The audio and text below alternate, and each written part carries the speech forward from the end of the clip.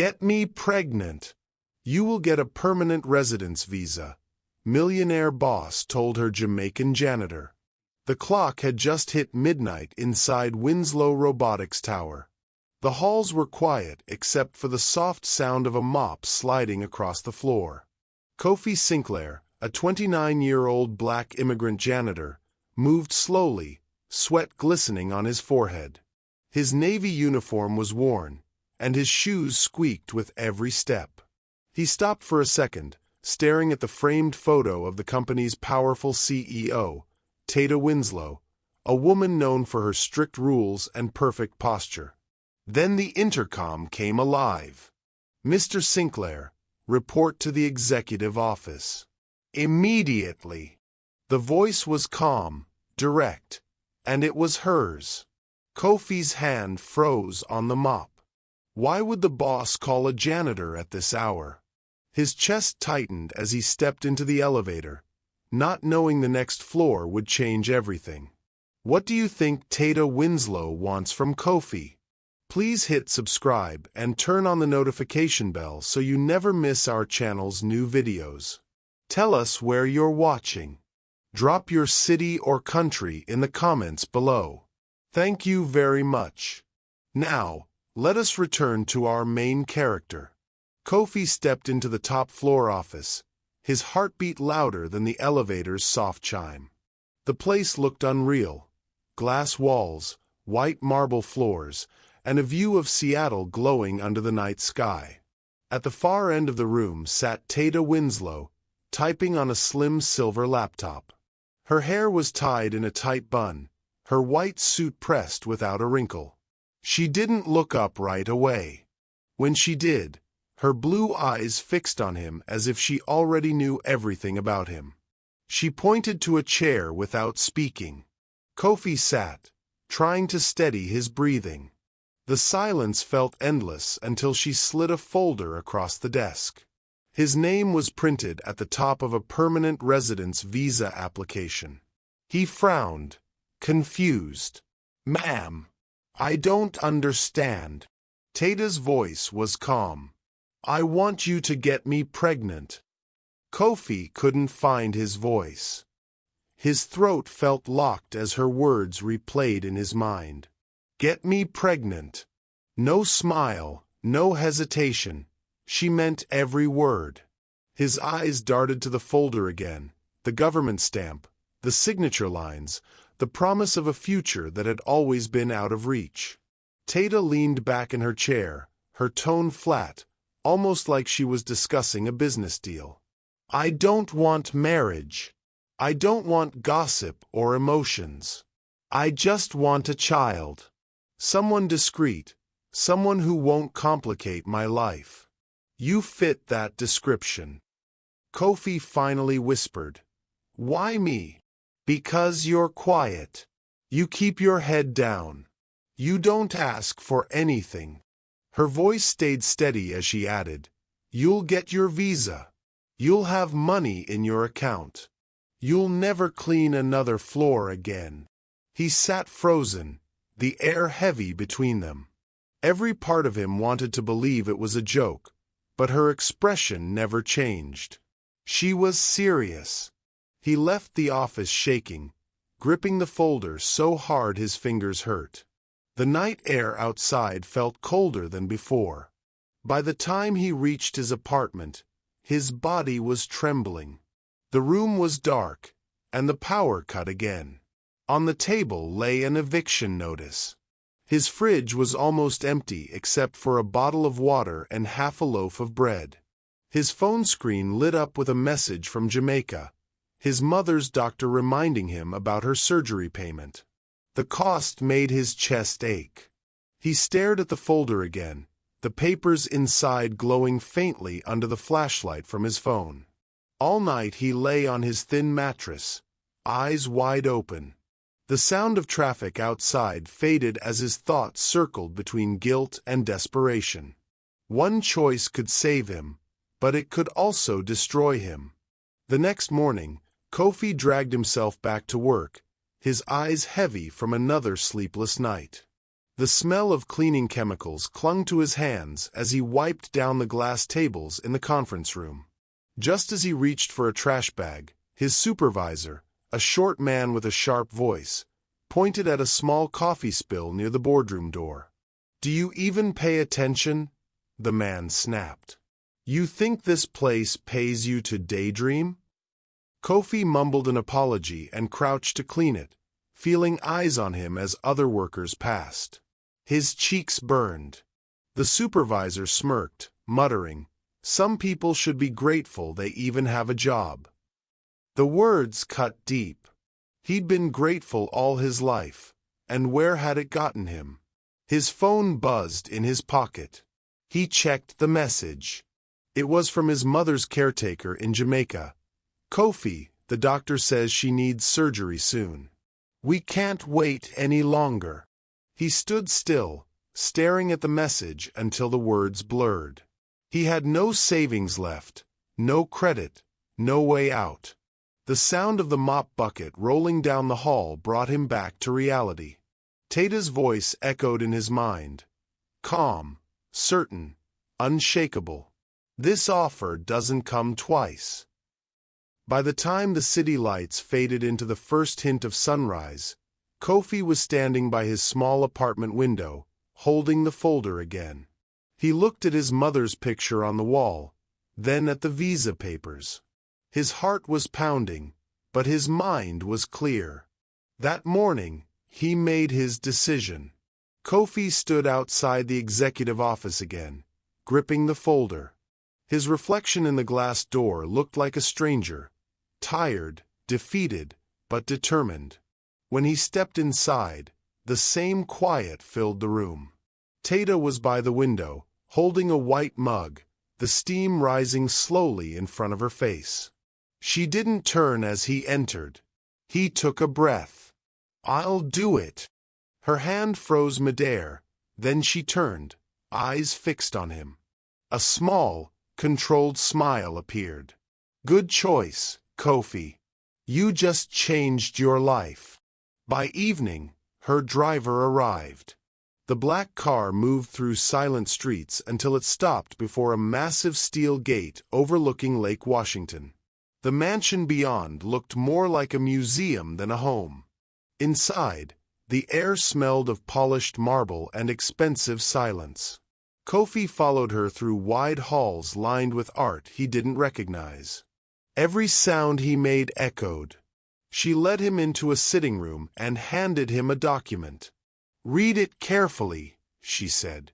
"No emotional involvement. No contact unless I initiate it. No one must ever know." He nodded and signed.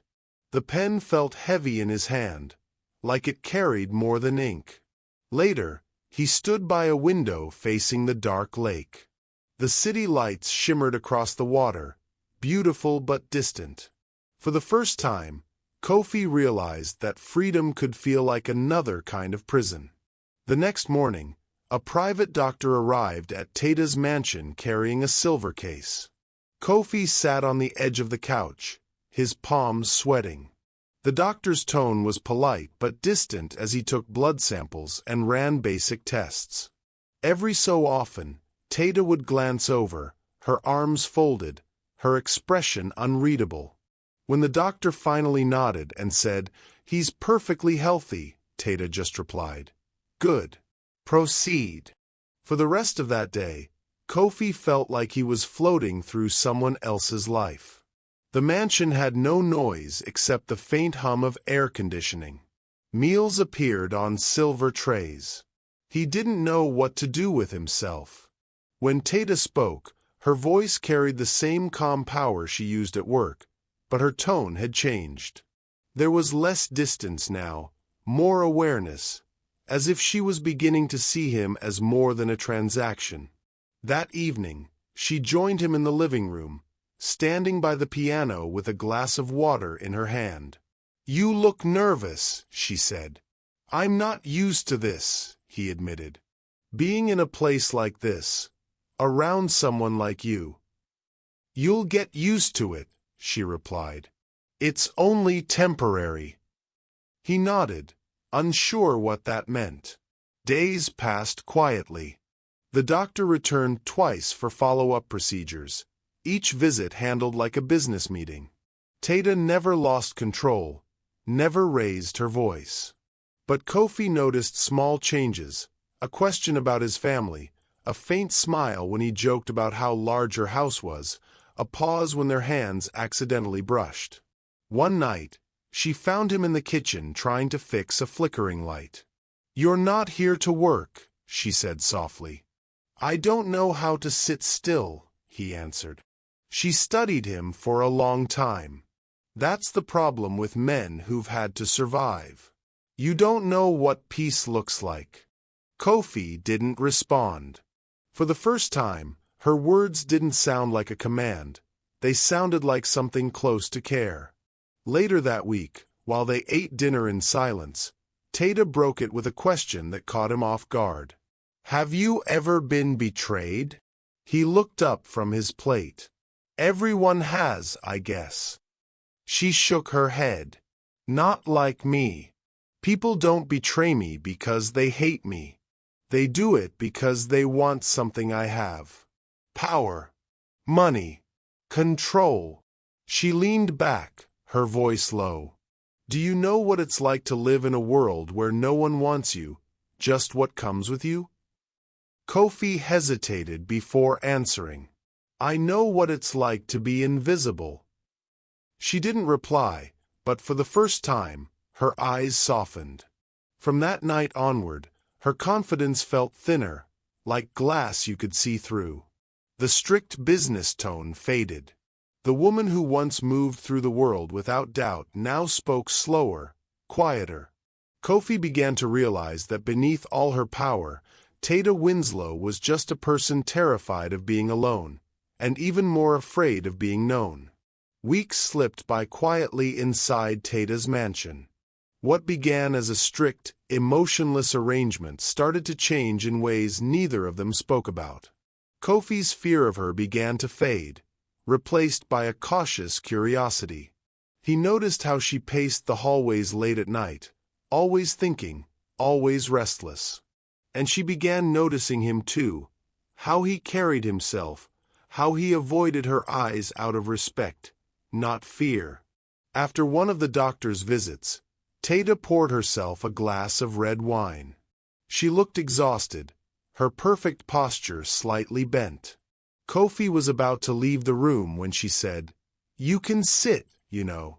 I don't bite." He froze, then sat on the edge of the couch. She handed him a second glass. For a few seconds, neither of them spoke. Then she let out a small laugh, soft, almost shy. "I can't remember the last time I shared a drink with someone who wasn't trying to impress me." Kofi smiled faintly. "I don't think I could impress you even if I tried." "Good," she said, her eyes glimmering with something new, something human. "That's why I can talk to you." That night, for the first time, the distance between them felt smaller. Her voice lost its sharpness. They spoke about music, about how she built her company from her apartment with nothing but an idea. He told her about his mother in Jamaica, about fixing broken fans and old radios as a boy. When he laughed, she laughed too, a genuine laugh that sounded strange coming from someone who lived her life behind walls of control. The next morning, everything returned to normal. She was back in her white suit, calm and precise, and he acted as if the night before hadn't happened. But both of them knew something had shifted. The days after grew quieter, heavier. Sometimes they passed each other in the hallway without speaking, yet the air between them said more than words could. Once, she brushed past him and stopped, her hand lingering for a second too long on his arm before she walked away. Kofi started to see her differently. The ice in her voice had cracks now. She wasn't just a boss. She was a woman who carried the weight of her own choices. And Tata, no matter how hard she tried to ignore it, began seeing Kofi not as an employee, but as the only person who looked at her without expectation. They both fought it. She stayed distant. He reminded himself why he was there. For the visa, for his mother, for a better life. But the nights grew longer, and the silence between them grew louder. Then, the whispers started. At the company, Kofi still worked his janitorial shifts during the day. But now, people looked at him differently. The security guards joked about him, cleaning upstairs too often. One of his co-workers asked if he had special connections with the CEO. The rumor spread quickly that the quiet janitor had somehow caught the boss's attention. Kofi tried to ignore it, but the looks, the smirks, the whispered laughter followed him through every hallway. He avoided Tata in public areas, afraid someone would notice.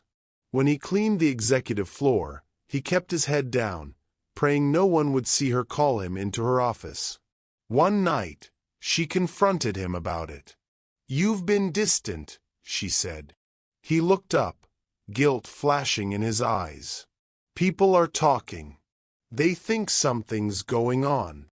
Tata's jaw tightened. "Let them talk. They always do. I can't afford that kind of attention," he said. "If they find out anything..." She cut him off sharply. "They won't. Because you'll act like nothing's changed." He wanted to argue, but one look at her told him it was useless.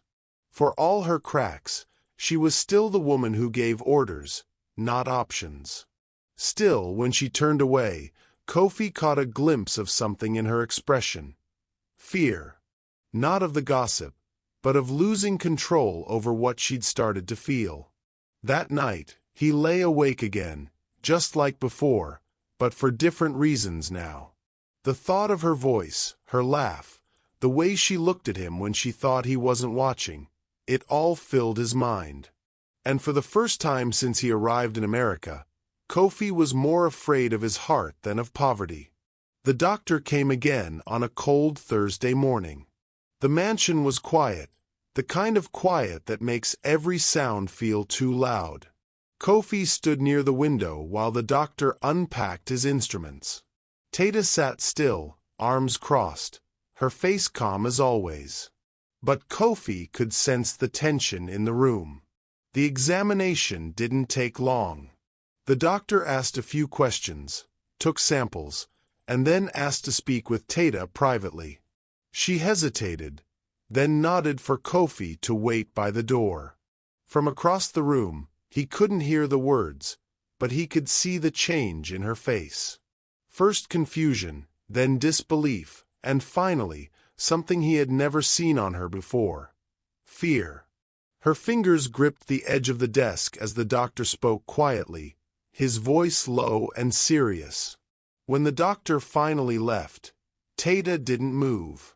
She stayed seated, staring at the floor, the calm that once made her untouchable completely gone. Kofi stepped forward carefully. "Are you all right?" She looked up sharply. "I'm fine. You can go." Her voice was cold, clipped, the old Tata again. He wanted to ask more, but something in her tone warned him not to. So he nodded and left, but the image of her face stayed with him all day. That night, the mansion was silent again. Kofi couldn't sleep. The uncertainty of what he'd seen gnawed at him.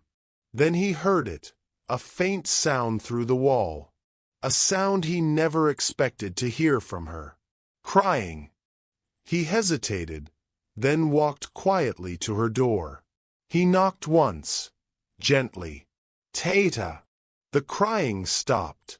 A few seconds passed before her voice came, low and shaky. "Go away, Kofi." He opened the door anyway. She was sitting on the edge of her bed, her shoulders trembling, her face red. The powerful CEO, the woman who ruled entire boardrooms, looked fragile, small, even. He stepped closer. "Please tell me what's wrong." Her eyes lifted slowly to meet his. They were full of fear. "If what the doctor suspects is true," she said softly, her voice trembling, "then this arrangement may not end the way either of us planned." He frowned. "What does that mean?" She didn't answer right away. Instead, she pressed her palms together and whispered, "There's something about you, Kofi. Something I never expected." The room went still. For the first time since the day they met, she wasn't the one in control. Her usual calm had vanished, replaced by uncertainty, and something deeper that Kofi couldn't name. He wanted to ask again, but she turned away, wiping her face with the back of her hand. "Please," she whispered, "just give me time." Kofi stood there, watching her. The woman who had once spoken to him like a machine now looked human, scared, vulnerable, and trapped by her own choices. He left her room quietly, but the sound of her voice followed him down the hallway. Whatever she had learned that day, it had broken something inside her, and it was clear that whatever was coming next, it would change them both. In the days that followed, Tata barely left her room. Her assistants called, her meetings piled up, but she ignored them all. The woman who once managed an empire now sat quietly by her window, staring at the water. Kofi tried to stay out of her way at first, but after the third day without seeing her eat, he couldn't ignore it anymore. He brought her food, checked on her, and reminded her to rest. She didn't protest. Each day, her voice grew softer. She had lost the sharp tone that once made everyone obey her. When she did speak, it was usually to him. "They think I'm sick," she said one night, eyes on the lake. "Maybe I am. Not in the way they think." Kofi sat across from her. "You don't owe them anything right now." "I owe the world everything," she said quietly. "But I can't seem to move." Her words lingered in the room. Kofi didn't know how to respond, so he stayed. Just being there felt like enough. The rules she once set were forgotten. He started checking on her each morning, bringing coffee, even sitting with her while she worked on her laptop in silence. Their closeness wasn't planned, and neither of them could explain it. When she laughed now, it sounded genuine. When she looked at him, her eyes no longer measured him, they searched for comfort. He found himself wanting to protect her, even though she had once been the one who held all the power. One evening, after another call from her board went unanswered, she closed her laptop and said, "I don't even know why I made that offer to you." Kofi looked up. "You said you wanted control." She nodded slowly. "That's what I thought. Maybe it wasn't about control. Maybe it was about wanting to feel something again." Her voice trembled as she said it. Kofi didn't move, didn't speak. The silence between them was full of everything neither dared to say. That night, he stood at her door as she prepared to rest. "Do you regret it?" he asked quietly. She turned toward him. "I regret pretending I could control what this would become." He didn't sleep after that. The words echoed in his mind. For years, he believed freedom was something you could buy. A visa, a paycheck, a chance to breathe. But standing in that mansion, surrounded by wealth and secrets, he began to wonder if freedom meant anything when it came with silence. The next morning, the sky was gray. Tata joined him by the lake, wrapped in a thick sweater, her hair loose for once. She looked tired but calm. They sat together without talking for a long time, listening to the water move. Finally, she spoke. "Whatever happens next," she said, her hand trembling as it reached for his, "we started something we can't undo." Kofi looked at her, really looked at her, and for the first time, he saw a woman who had built everything yet felt like she had nothing. He didn't know what she had discovered, what the doctor's words truly meant, or what the future would bring. But in that moment, he knew one thing. Both of them were trapped between love and consequence, bound by a choice neither of them fully understood. He squeezed her hand gently. The lake reflected the dim light of the evening sky, still and endless. The silence between them said what words never could. Fear, hope, and something that might have been love. Fade out on Kofi's face, caught between relief and regret, freedom and captivity. What do you think Tata discovered about Kofi? Tell us where you're watching from, subscribe for more powerful stories, and stay tuned because tomorrow we'll drop another story you won't want to miss. Your support helps us keep bringing you these stories.